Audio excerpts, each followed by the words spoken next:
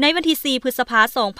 2026 นี้ที่กระทรวงป้องกันประเทศท่านพลโทใส่ใจกรมสิทธิ์รองรัฐมนตรีกระทรวงป้องกันประเทศหัวหน้ากลุ่มใหญ่เสนาธิการกองทัพได้ต้อนรับการเข้าเยี่ยมคำนับของท่านพันโททหารเรือโมฮัมหมัดนัดลินบินฮาจิซับลีที่ปรึกษาทูตป้องกันชาติบรูไน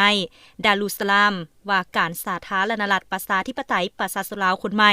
ที่มีสำนักงานตั้งอยู่บางกอกราชอาณาจักรไทย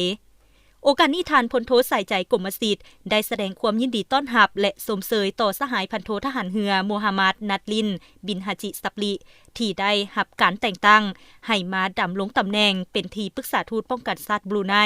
ว่าการสาธารณรัฐประชาธิปไตยประชาชนลาวคนใหม่ซึ่งเป็นการประกอบส่วนอันสำคัญเข้าในการหัดแน่นสายพัวพันมิตรภาพและการหัวมือที่ดีระหว่าง2ประเทศก็คือ2กองทัพลาวบรูไนให้มีบัดก้าวขยายตัวขึ้นเรื่อยๆพร้อมทั้งตีราคาสูงต่อหมากผลของการพัวพันหัวมือในระยะผ่านมา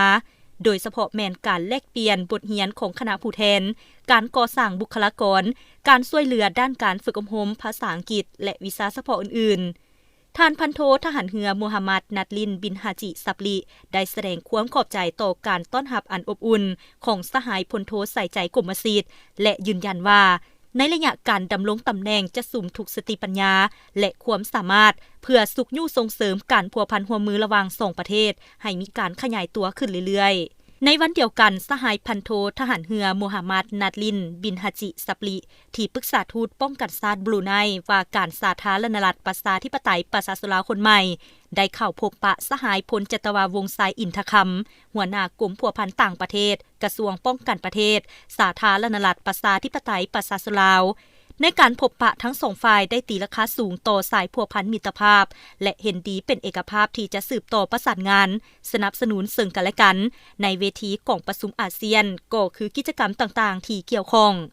การดำรงตำแหน่งครั้งนี้ถือเป็นบัตรก้าวสำคัญในการยกระดับความไว้เนื้อเชื่อใจทางด้านการเมืองและการทหารระหว่างสาธารณรัฐประชาธิปไตยประชาชนลาวและบรูไนให้ก้าวสู่ระดับใหม่